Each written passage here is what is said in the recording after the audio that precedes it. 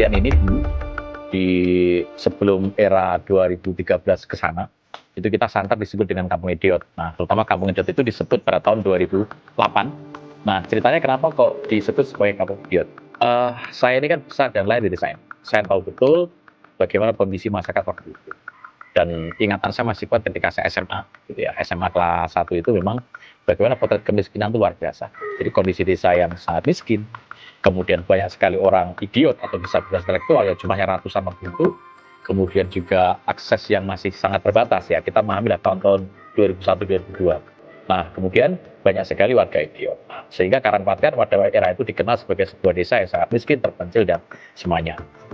Upaya saya untuk membantu desa Karangpaten kan saya mulai dari SMA kelas 2 ya. Begitu lulus SMA saya kuliah.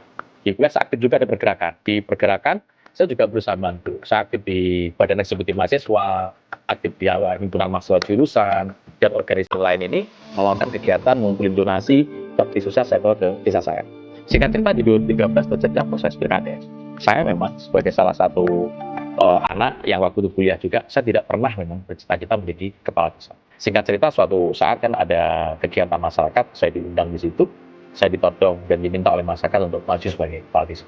Waktu itu saya menolak. Kenapa saya menolak? Waktu itu saya merasa masih sangat muda banget di tahun 2013 ya, masih usia 31 waktu itu. Saya merasa muda, belum punya kemampuan gitu ya. Terus saya menolak itu. Tapi berkat dorongan, ditekan juga oleh tokoh masyarakat, anak-anak muda untuk mendorong saya, akhirnya mau nggak mau saya mendaftarkan diri sebagai salah satu calon pada tahun 2013. Dan akhirnya terpilih saya sebagai kepala desa periode pertama di tahun 2013.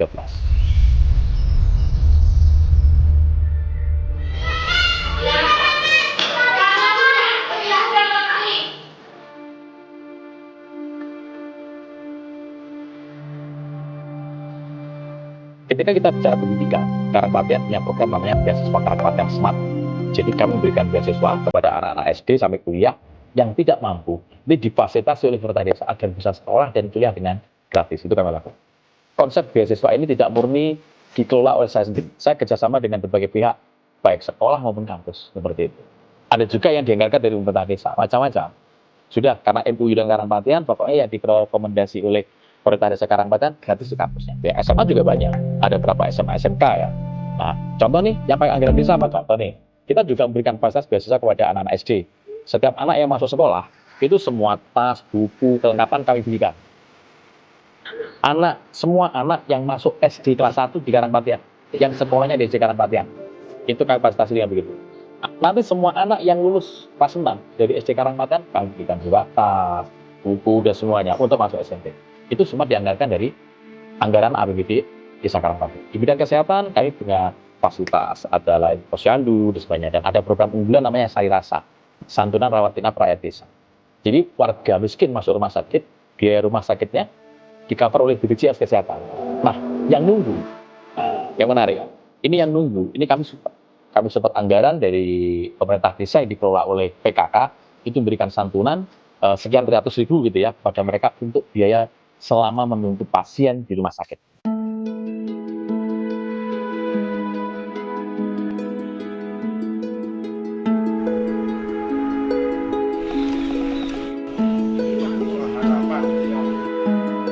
Begitu saya terpilih menjadi kepala desa pada tahun 2013, saya lebih fokus bagaimana kita satu mengurangi angka kemiskinan, meningkatkan taraf hidup masyarakat, membuat warga desa lebih mandiri.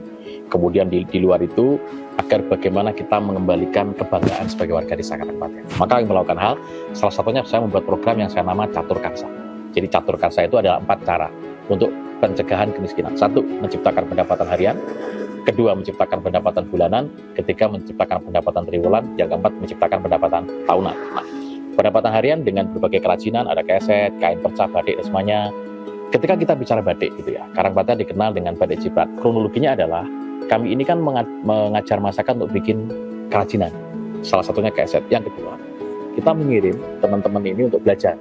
Teman-teman yang normal maksudnya, para anak-anak muda, tokoh masyarakat, ada perangkat kita kirim untuk mengikuti belajar waktu itu.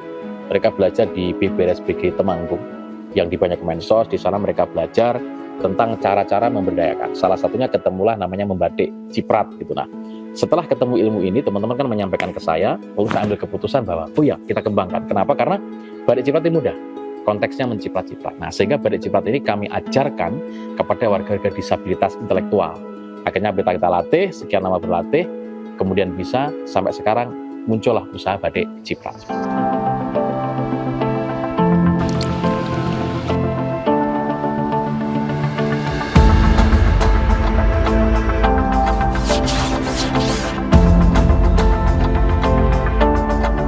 Kalau pemasaran itu awal mulanya kita bikin, terus kita foto, kita posting lewat grup WA awalnya, terus ada teman yang datang, ada pengunjung yang datang, seperti itu banyak yang beli, Mbak.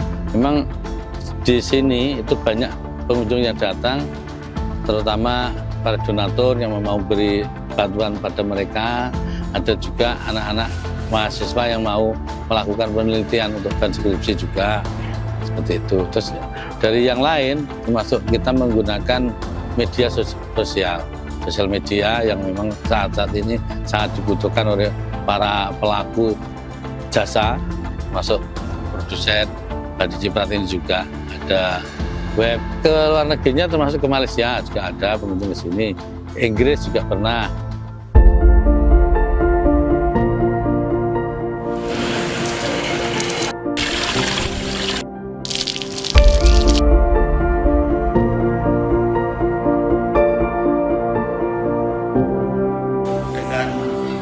Sentuhan dari Pak Kepala Desa selaku Ketua Tim PKK, maka ada jalinan kerjasama yang luas sampai dengan Kementerian Sosial, dengan Bank Indonesia, dengan yang lain-lain, yang semuanya ini bertujuan untuk bagaimana desa yang awalnya terkonotasi sebagai desa yang tertinggal, desa yang banyak masalah sosialnya, kita ini bisa terangkat gitu ya, menjadi desa yang maju, desa yang luar biasa, dan ini sudah terwujud sekarang ini. Desa Karangpaten sudah luar biasa.